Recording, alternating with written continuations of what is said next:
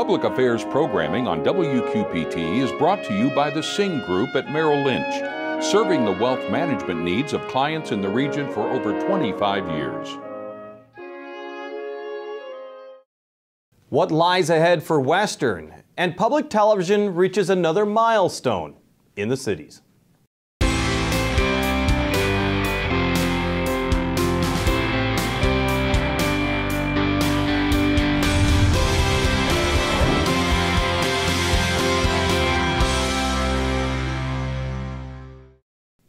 To say the last 5 years has been a challenge at Western Illinois University may be an understatement. Western faced 2 years of basic state neglect when it comes to funding, and it's just recovering from that right now. And four-year universities are seeing a falling enrollment throughout the area.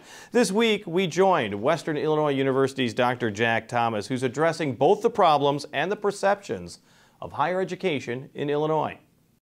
I do want to start with enrollment. The latest figures came out, and it's a declining enrollment at Western and all of the universities in Illinois, it seems. How much of a problem is that when it comes to both reality and perception if you have a declining enrollment at a university? Yeah, it is a challenge for us with the dwindling number of high school students coming out of the state now graduating, as well as that crisis of confidence that took place because of the budget impasse. And Illinois is the second largest exporter of students from our state, behind New Jersey. But as a university, we are putting measures in place, plans in place to make sure that we're able to address the decline in enrollment. And we're doing targeted enrollment, as well as we're trying to do more enrollment, looking at the 16-county region, as well as looking at the Quad Cities, not just here in Illinois, but across the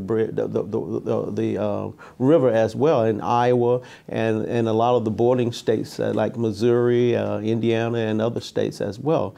But we have a bona fide plan that we're putting into place, and hopefully we will be on the upswing for next year. There were a number of factors that played into the decrease in enrollment at our institution, as well as other institutions. The presidents and chancellors, we're all getting, of the public institutions, we're all getting together to create a marketing plan as to why students should stay in the state of Illinois in terms of that world-class education that we're known to provide. And we're doing that individually as well as as Western Illinois University as well in terms of marketing. We're putting more into recruiting and marketing of the institution. When you said targeted enrollment, what do you mean by that? Well, we're looking at those the various levels of students, those high achieving students. Mm-hmm. For example, we created the Western Commitment Scholarship Program, and we brought in a number of high achieving students for our Centennial Honors College. They were around 300 students at one time. There are over 1,000 students now for our honors program, and then which has also helped us in terms of our overall academic profile. We've enhanced our overall academic program in terms of the higher GPA as well as ACT and SAT scores. And then we look at those mid-range students, and then we look at those borderline students.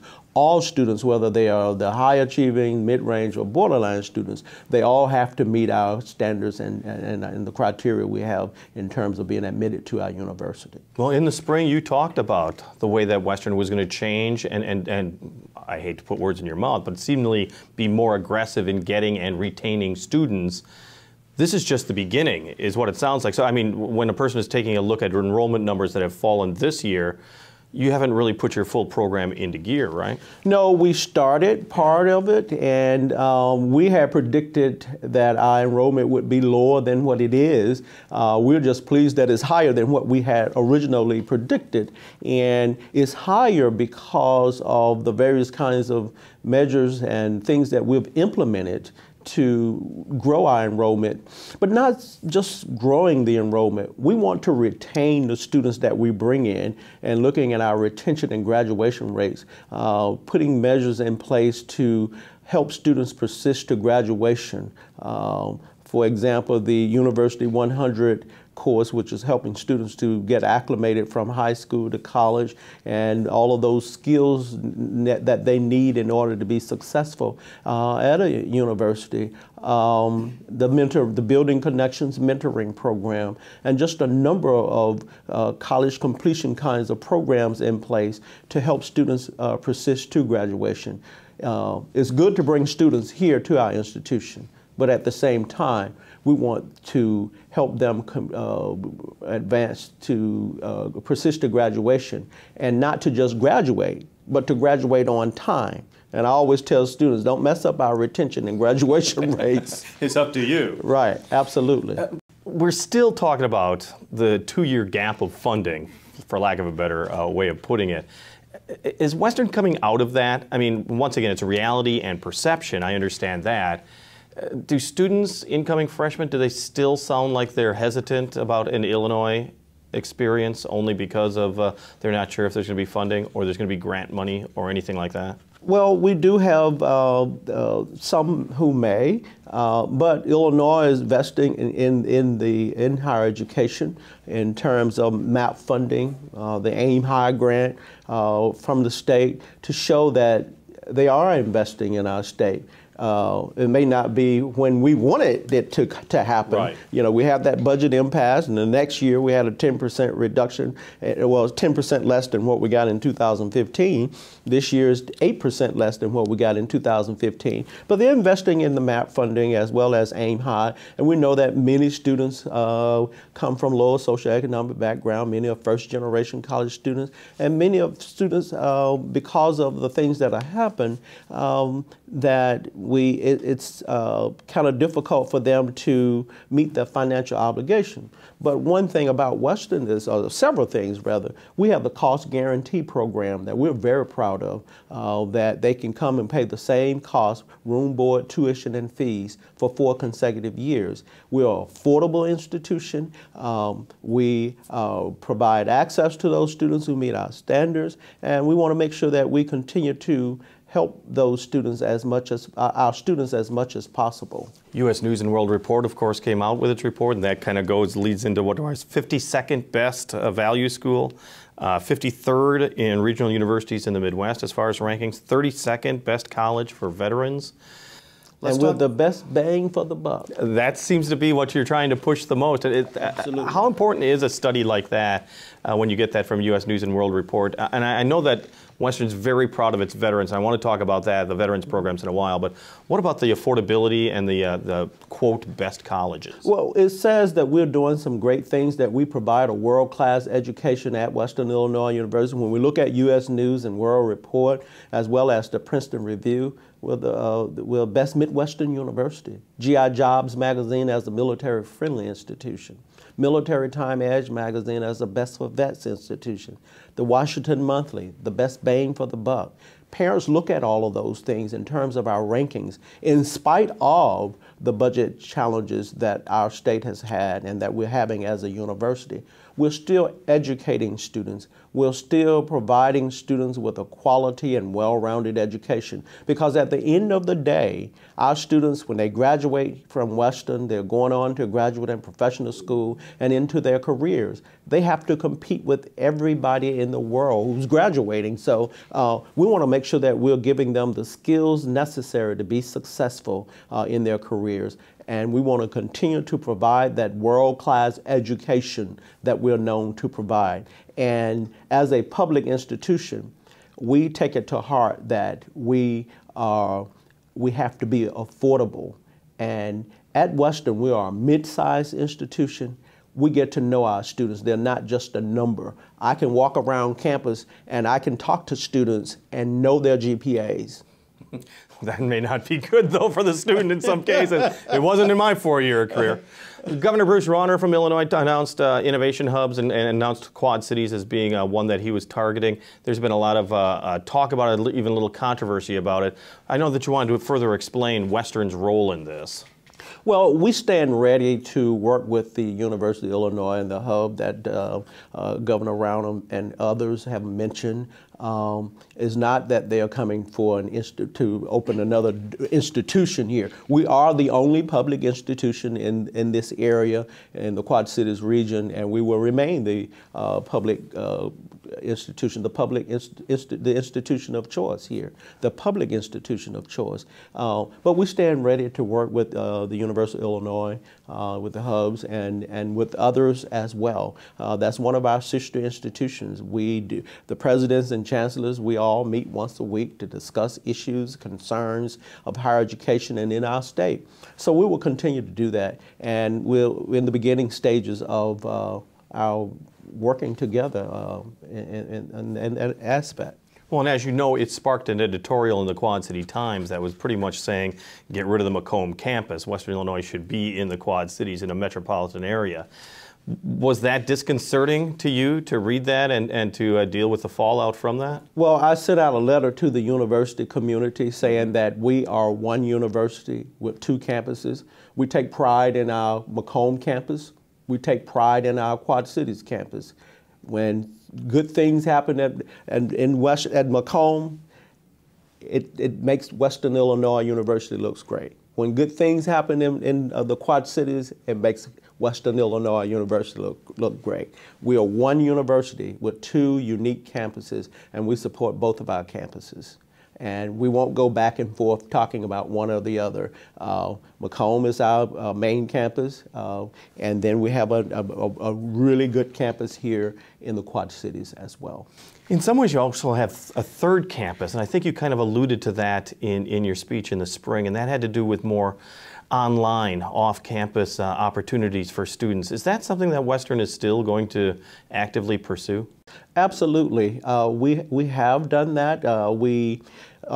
Joe Reeves and Becky Paulson have been working with the military bases in various locations, and we've always had that Bachelor's of General Studies, and we have a lot of students enrolled in the Bachelor's of General Studies. But for the military, they've asked for more discipline-specific kinds of programs, and not just for the military, but for anybody who wants to take an online class from Western Illinois University.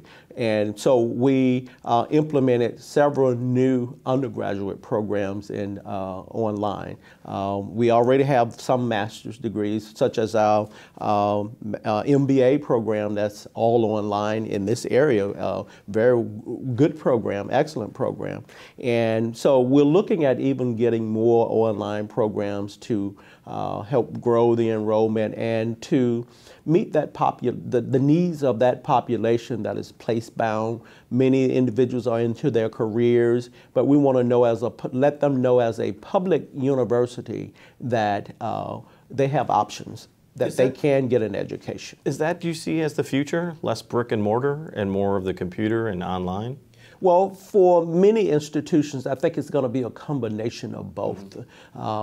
Online is not for everybody. I can remember taking classes online, and I'm not an online type person, but many people want that face-to-face with the professor rather than just doing it all online.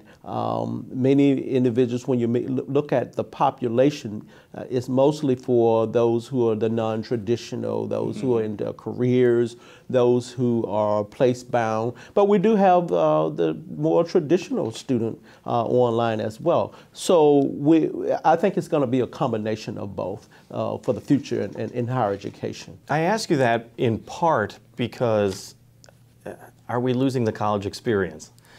Because of the cost of college education, it used to be that so many students might find themselves during the 4 years, and now can they even afford to do that? And if there's going to be more online, are you losing that important maturing period of time known as the college experience? Well, that's the reason I said that it depends on the student. In terms of what that student would like to do. A lot of students want that traditional college atmosphere, that college experience, and we provide that at Western Illinois University. And there are some, as I mentioned, in their careers, and some who may not want that. I don't feel we're losing that. I just think that we have to make sure that we're reaching out to as many populations as possible, the traditional, the 18 to 21, 22, and then the more seasoned type of student who's in his or her career. So we have to look at that. Even looking at the Quad Cities, the average age here as compared to the average age on the Macomb campus. When we're talking about attracting new students, and you had mentioned veterans, that seems to be a key to Western, is to try to find some of these niche areas. And not that veterans are a niche, but it is a it's an area where you have potential students who are really looking to improve their life after another experience, the military. Yeah, but with the veterans, they want to make sure that you know, as an institution, that you have certain things for veterans once they complete their services and so forth, or some who are still in the service. They want to make sure that they get their education. And we have a Veterans Resource Center, and we provide a lot of sources and support for veterans at Western Illinois University. And we try to do that for all of the various kinds of populations that we do have, a very inclusive and diverse population that we do have at our university. And we want to, as I always say, everybody is welcome at our institution. We are very diverse. The world is diverse. Our institution should be diverse as well. And that's why you had been also active. At least 2 years ago, you had mentioned to me that you wanted to improve the international student population on campus. We're living in a very different world than we did 2 years ago, where international trade is under scrutiny and immigration status is under scrutiny. Is it more difficult to attract international students now than ever? It is. It is kind of difficult to attract more international students because of all of those things that you mentioned and more. But we let people know that I visited the embassies in Washington, as well as worked with the director of International Global Education in trying to create more memorandums of understanding in what we have done. And then we want individuals to know that we are safe on both campuses, that we're a safe environment. They want to look at that. They want to know that we are very safe and very low crime rate, and that we are an institution that has some outstanding academic programs. When I came in as provost, we identified what we consider to be those signature programs. So we have some outstanding, unique academic programs that are second to none throughout the country. Thank you, Dr. Thomas. In a moment, put another candle on the cake for WQPT. But first, let's find out what's going on if you want to go out and about. Here's Laura Adams. This is Out and About for October 1st through 7th. Hi, I'm Laura Adams. It's time for the 47th Annual Quad Cities Crop Hunger Walk starting at the Freight House Marketplace on October 7th. Or join the Hennepin 100 Ultra Marathon October 6th and 7th. It starts in Sterling, Illinois and ends in Kelowna. The Second Baptist Church of Rock Island hosts their Fall Revival through October 4th, while the Quad City Botanical Center's Pumpkin Extravaganza is a family-friendly happening through the 21st. The QC Haunted Forest opens October 5th from 7 to 11. There's walking involved, so wear appropriate footwear. 380 craft exhibitors from a 7-state area take place at the MIP Arts and Crafts Fair in Milan, Illinois at the Erickson Chevy Center on October 7th. Or join the fun at Gigi's Playhouse, their superhuman run, walk, and dash at Veterans Memorial Park in Bettendorf, October 6th. Circa 21's hilarious comedy Mama Won't Fly continues on the main stage. The Spotlight Theater presents The Hunchback of Notre Dame, the musical, from October 5th through the 14th, while Rumors, a farce by Neil Simon, will be presented at Galvin Fine Arts Center October 5th and 6th. Love, lust, and ambition, it's all part of Prinzy Players' production of Henry VIII's All Is True, opening October 5th at the QC Workshop Space. For more information, visit wqpt.org.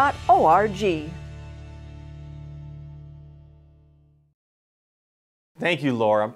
Musician Tony Hepner says he spent part of his life chasing memories. He's had a number of them during a number of appearances here on The Cities, and he joined us at Moline's Black Box Theater to to present one of his original compositions.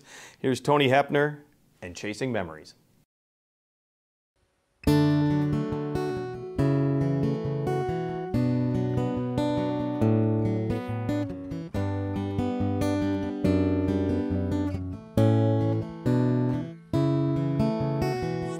Heading down to New Orleans, searching for a warmer dream. Winter months are way too hard on me. Nothing keeping me around, besides I'm wearing down. Perhaps a change will do me good.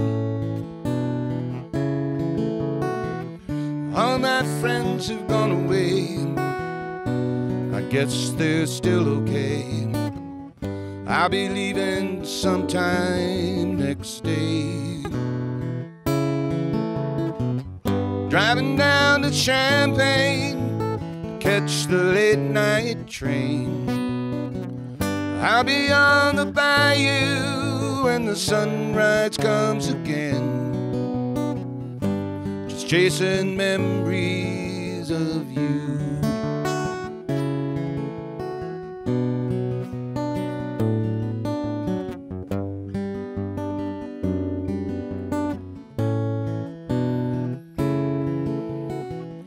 Was a time I loved it here, somehow it's disappeared, just like the leaves of summer's past.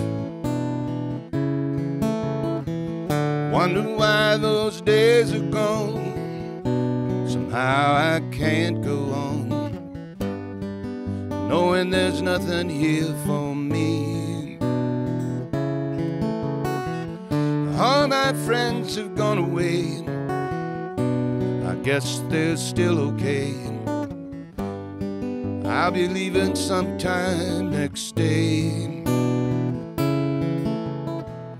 Driving down to Champaign, catch the late night train. I'll be on the bayou when the sunrise comes again. Just chasing memories of you. Chasing memories of you.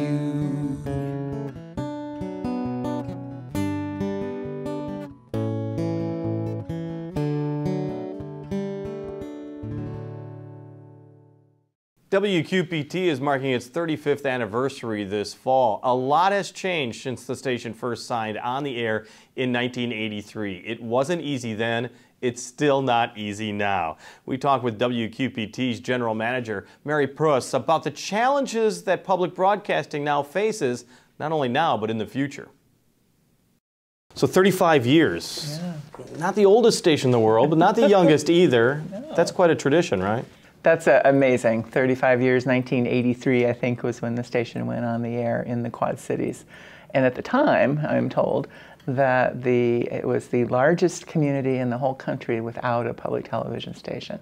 So that was a big incentive to get one started. A lot of community volunteers came together to make that happen. Well, that leads me actually to two questions. One is the fact that it's volunteers that really started. I mean, that's a tradition at WQPT, isn't it? I mean, you depend on the volunteers to such a great extent. We now have, every year, we have about 350 volunteers that work with the station to be able to do the things that we do in the community. So that's a huge indication of the involvement of WQPT in the community and the fact that we belong to the community. This is the Quad Cities station. I was going to say, because it's really homegrown, starting off at Blackhawk College and then coming here to Western Illinois University. I mean, it's been really important to have local roots. Yes, yeah. And we have a kind of a saying in public broadcasting, if you've seen one public television station, you've seen one public television station. Because we really all work at making sure we're a reflection of the community that we serve. So much has happened since 1983, both technologically as well as philosophically when it comes to public broadcasting.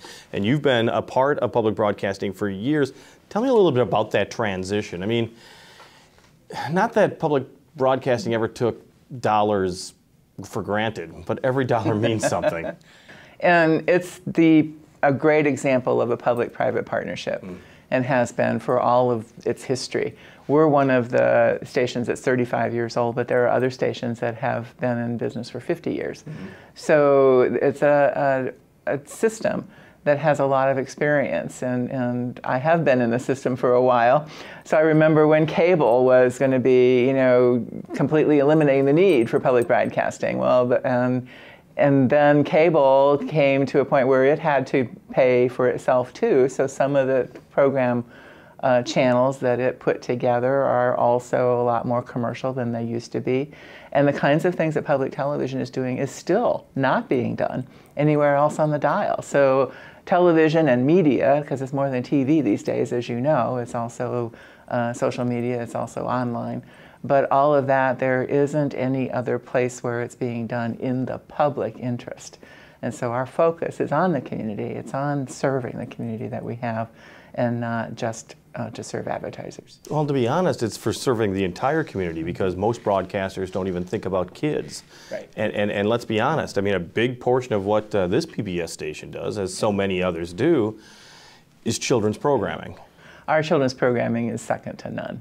It has a lot of rigorous scholarship behind it, so that we're teaching kids, and we're teaching them on a variety of skills, whether it's academic, like reading and writing and arithmetic, as we used to say, or coding. We have a whole program to teach kids in kindergarten how to code, so that they learn that language of computers. And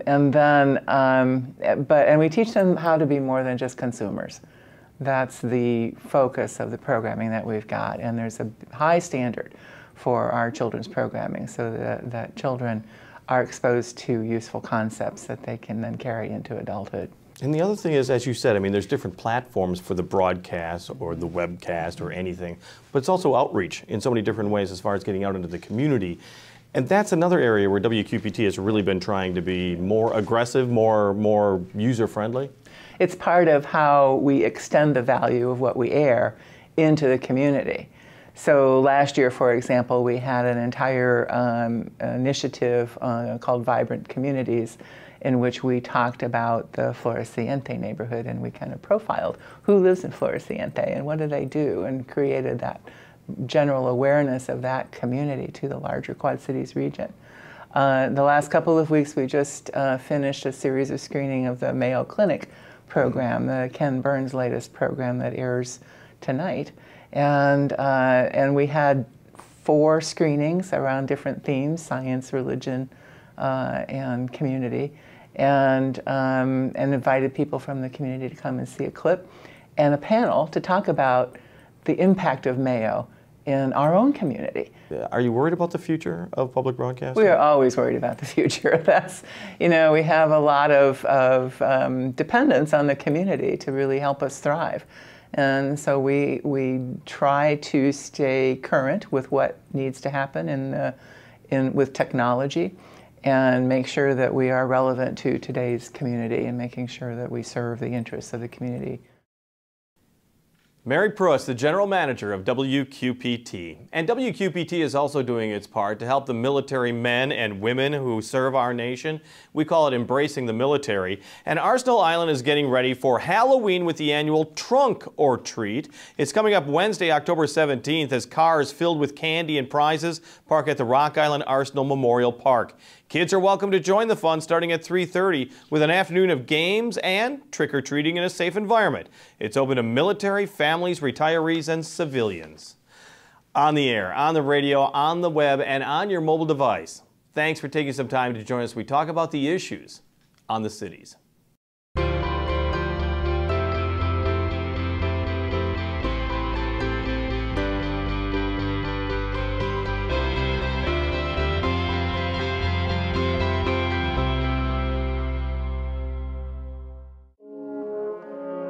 Public Affairs programming on WQPT is brought to you by the Sing Group at Merrill Lynch, serving the wealth management needs of clients in the region for over 25 years.